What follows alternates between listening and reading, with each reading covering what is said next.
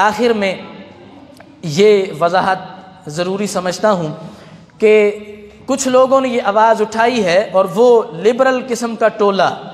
کہ جو کل ریلی نکالنا چاہتے ہیں کہ میرا جسم میری مرضی، یہ خواتین نے جو آواز اٹھائی ہے،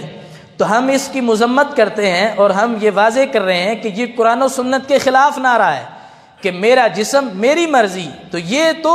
کافر کہتا ہے کہ جسم میرا ہے، اب اس پر مرضی میری چلے گی کہ میں حرام کھاؤں مجھے کوئی پوچھنے والا ہو، میں ننگا پھرتا رہوں مجھے کوئی پوچھنے والا نہ ہو۔ یہ نعرہ تو جانور بھی لگاتے ہیں کہ وہ اپنی مرضی کرتا ہے، خواہش سڑک پر ہی پوری کر لیتا ہے، حرام کھاتا ہے، اس کو کوئی پوچھنے والا نہیں ہے۔ لیکن مسلمان کا جسم، اس پر مرضی رب کی چلتی ہے۔ اور یہ جو خواتین کہتی ہیں کہ ہمیں آزاد کر دیا جائے، ہمیں برقعے کے لحاظ سے پابند نہ کیا جائے، ہم حجاب نہیں کریں گی، ہم پردے میں نہیں آئیں گی، تو یہ نعرہ لگا رہی ہیں۔ لیکن یہ غور کریں، رب نے پردے کا حکم دیا تو کہتے مرضی میری چلے گی، لیکن جس وقت یہ کرونا وائرس ہے تو اس وقت کیوں نہیں کہ جسم میرا ہے تو مرضی بھی میری چلے گی؟ اس وقت تو تم نے پورے جسم کو ڈھانپ لیا اور اپنے چہرے کو بھی ڈھانپا، اپنے جسم کو بھی ڈھانپا کہ کہیں یہ وائرس میرے جسم میں سرایت نہ کر جائے۔ تو تمہیں وائرس سے ڈر لگتا ہے، کیا رب سے ڈر نہیں لگتا؟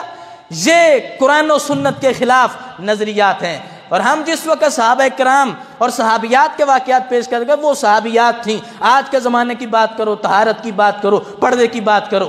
تو آج کے زمانے میں بھی ایسی خواتین ہیں کہ جن کو اللہ نے مقام دیا ہے۔ حضرت شیخ عبدالحق محدث دہلوی رحمۃ اللہ علیہ نے اسے اپنی کتاب اخبار الاخیار کے اندر نظام الدین، آپ کی جو والدہ تھیں وہ اتنی نیک اور پارسا خاتون تھی کہ ان کے چہرے کو، ان کے جسم کو غیر محرم کا دیکھنا تو دور، ان کے جسم کے لگنے والے کپڑے کے دھاگے کو بھی کبھی کسی غیر محرم نے نہیں دیکھا تھا، اتنا وہ پردہ کرتی تھی۔ اور پھر دلی میں ایک دفعہ قحط پڑ گیا، لوگوں نے نمازیں پڑھی، دعائیں کی کہ بارش ہو جائے، بارش نہیں ہو رہی، تو حضرت شیخ نظام الدین رحمۃ اللہ علیہ گھر میں آئے اور اپنی والدہ کے لباس کا ایک دھاگا لیا اور اس دھاگے کو بلند کر کے کہا کہ اے اللہ،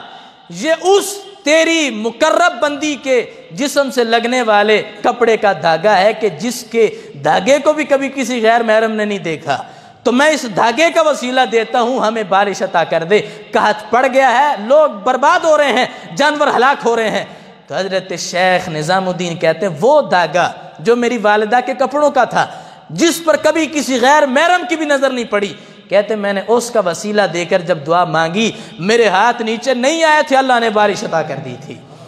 تو یہ وہ خواتین ہیں کہ جو اپنے بیٹوں کی تربیت کرتی ہیں، اپنے کردار کو ستھرا رکھتی ہیں، تو ان کی گودوں میں حسین جیسے آتے ہیں۔ حضرت فاطمۃ الزہرا رضی اللہ تعالی عنہا کا کردار وہ طہارت کے لحاظ سے جتنا زیادہ ہے، ہم کہتے ہیں کربلا میں اگر امام حسین کی شجاعت اور زور بازو ہے، غیرت ایمانی ہے، ساتھ میں کربلا میں حضرت فاطمہ کے دودھ کا بھی جوش تھا کہ اس کی بنیاد پر آپ باطل سے ٹکرا گئے۔ فقط ان کی شجاعت نہیں، فقط ان کی بہادری نہیں، حضرت فاطمۃ الزہرا نے جو شرم و حیا کے زیر سایہ رہتے ہوئے ان کی تربیت کی، اور پھر جو آپ نے ستھرا دودھ پلایا اور قرآن کی تلاوت کر کے پلایا، اس کا جوش بھی نظر آ رہا تھا کہ ماں پاک تھی پھر بیٹا بھی پاک ہے۔ اس دودھ کی لاج رکھی ہے کہ پورے دین کے تحفظ کے لحاظ سے حضرت امام حسین نے کردار ادا کیا، آج منبر و محراب پر بیان ہو رہا ہے، تو اس میں کردار حضرت فاطمۃ الزہرا کی طہارت کا بھی ہے۔ آج بھی ضرورت ہے